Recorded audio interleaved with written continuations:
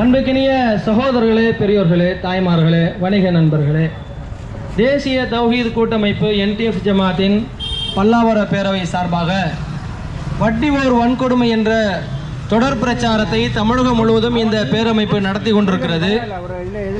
இன்னைக்கு இந்தியா முழுவதும் இந்த வட்டியால் பெரும் அவதிக்கும் அவஸ்தைக்கும் இந்த சமுதாய மக்கள் ஆளாகி கொண்டிருப்பதை நம்மால் பார்க்க முடிகிறது. குறிப்பாக இந்திய தேசம் முதல் இந்த குடிமக்கள் வரைக்கும் இந்த வட்டியினால் பெரும் அவஸ்தைக்கும் பெரும் துன்பத்திற்கும் துயரத்திற்கும் இந்த சமுதாய மக்கள் ஆட்கொண்டிருக்கிறார்கள். காரணம் என்ன கேட்டால், இப்படியாச்சும் இந்த சமுதாயத்தில் மேலே வந்துவிட வேண்டும் என்ற நோக்கத்திற்காக மனிதன் கடுமையாக உழைக்கிறான். தன்னுடைய குடும்ப தேவைக்காக அல்லும் பகலும் பாடுபடுகிறான். அப்படி பாடுபடக்கூடிய நேரத்தில் அவனுடைய பொருளாதார முன்னேற்றத்துக்காக வேண்டி சில நேரங்களில் போய் வட்டிக்கு போய் வாங்கிடுறாங்க. ஒரு வியாபாரி ஆகட்டும், ஒரு குடும்ப தலைவராகட்டும், ஒரு தொழில் நிறுவனமாகட்டும், தனிநபர் யாராக இருந்தாலும் நம்முடைய வளர்ச்சிக்காக நெருக்கடியான நேரத்திலும் ஒரு வட்டிக்கு போய் பொருளாதாரத்தை போய் ஒருத்தர்கிட்ட போய் வட்டிக்கு கடன் வாங்குகிறோம். இப்படி வட்டிக்கு கடன் வாங்கி நம்முடைய வாழ்வாதாரத்தை நம்முடைய தரத்தை உயர்த்த நினச்சி அதனால் பல பேர் அதால பாதாளத்தில் விழுந்த சரித்திரத்தை தான் நம்மளால் பார்க்க முடியுது. நாம் உழைச்சி நாம் சேமித்த பணத்தில் இருந்து மேலே வர முடியும் என்பது நிதர்சனமான உண்மை. ஆனால் குறுகிய காலத்தில் பெரியாள் ஆயிடலாம், அல்லது வட்டிக்கு உடனே அப்படியே வாங்கி நம்ம வியாபாரத்தை பிக்கப் பண்ணிடலான்னு சொல்லி ரொம்ப பேர் கத்து வட்டி மீட்டர் வட்டின்னு சொல்லி கடனை போய் வட்டி அடிப்படையில் கடன் வாங்கி கடன் கட்ட முடியாமல் வட்டி கட்டவும் முடியாமல் பல தொழில் நிறுவனங்களை இழுத்து மூடிட்டு போயிட்டான். பல சிறு குறு தொழிலாளிகள் எல்லாம் தொழில் நடத்த முடியாத நிலைமைக்கு தள்ளப்பட்டிருக்கிறாங்க.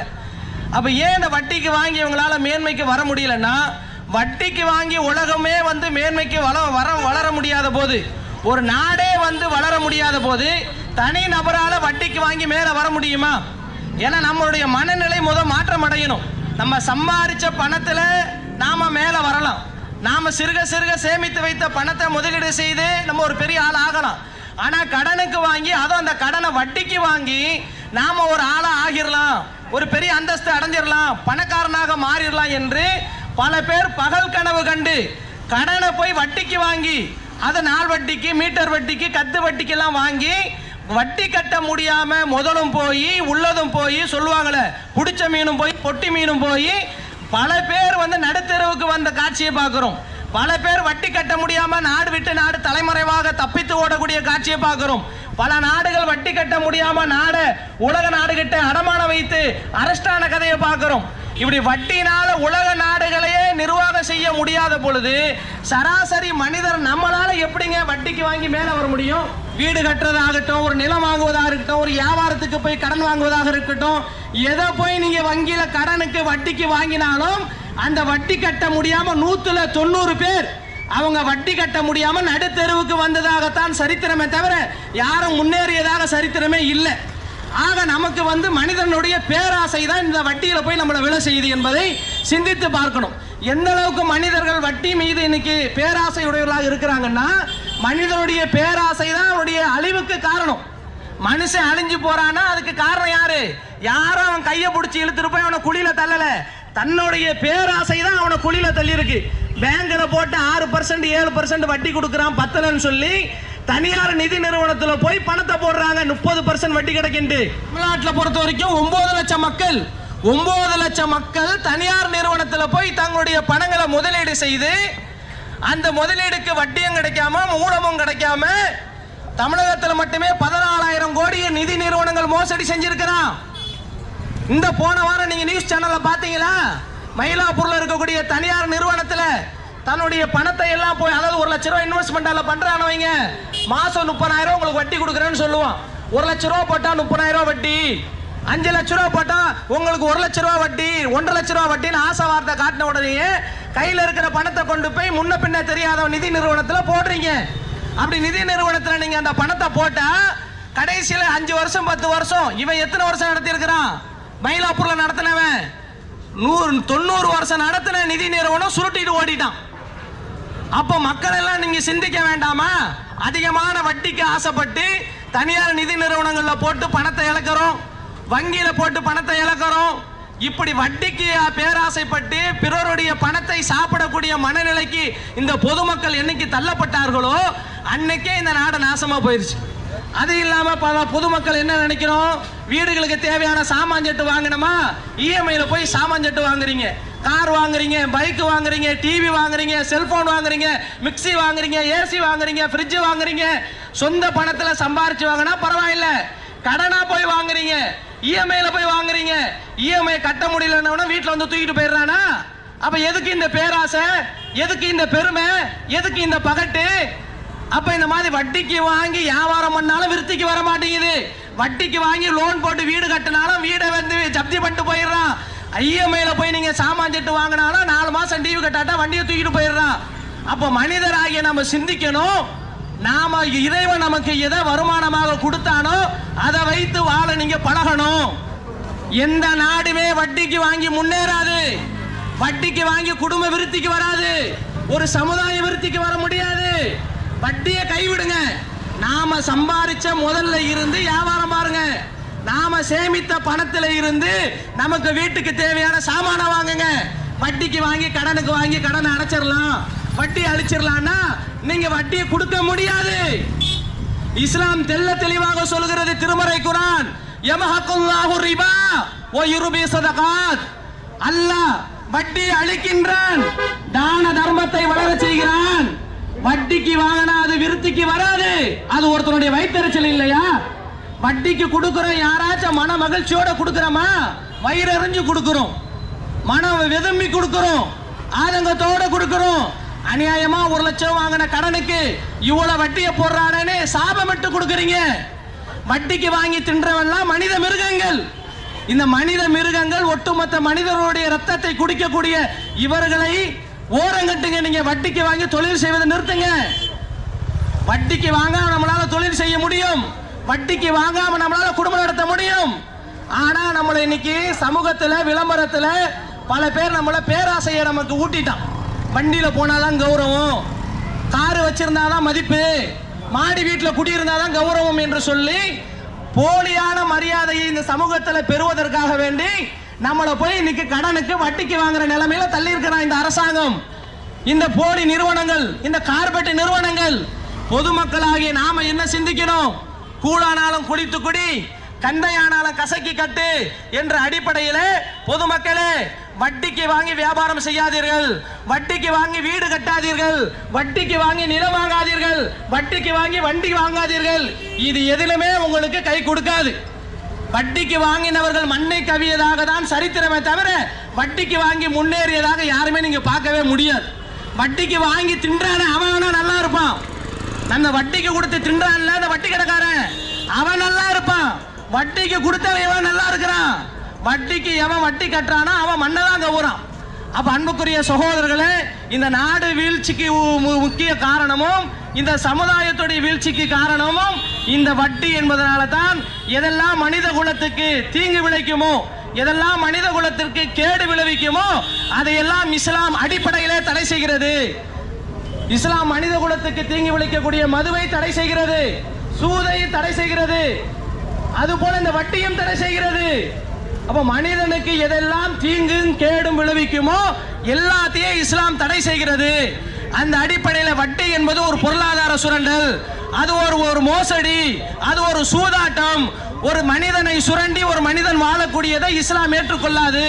ஆக வட்டிக்கு வாங்குவது ஹராம், வட்டிக்கு கொடுப்பது ஹராம் என்பதை முஸ்லிம்களை நீங்க முதல் புரிந்து கொள்ளுங்க. பிற சமுதாயத்திற்கு இது தவறுன்னு சுட்டி காட்டக்கூடிய நாம முஸ்லிம்கள் இதுல ஈடுபடாம இருக்கிறாங்களா? முஸ்லிம்கள் தான் இன்னைக்கு வட்டிக்கு போய் இன்னைக்கு கடையை டெவலப் பண்றேன்னு சொல்லி பேங்க்ல கடன் வாங்குறீங்க, வாகனங்கள் வாங்குவதற்கு கடன் வாங்குறீங்க, இஎம்ஐல போய் சாமா வாங்குறீங்க, எல்லாம் வட்டிக்கு. முஸ்லீம் 5 வேளை தொழுகிறாரு, நோன்பு வைப்பாரு, ஹஜ்ஜுக்கு போயிட்டு வருவாரு, வட்டிக்கு போய் சாமா வாங்குறாரு கடையில. வட்டிக்கு போய் ஹவுஸ் லோன் போட்டு ஹவுஸ் லோன் எடுத்துட்டு வந்து வீடை கட்டுறாரு. அப்ப நீ உண்மையாகவே அல்லாஹ்வை பயந்து இருந்தா, அல்லாஹ்வை வணங்கக்கூடியவனா இருந்தா, பள்ளிவாசலுக்கு 5 வேளை தொழுகக்கூடியவனா இருந்தா இப்படி வட்டி அடிப்படையிலான ஒரு வியாபாரத்தை நீ பாப்பியா?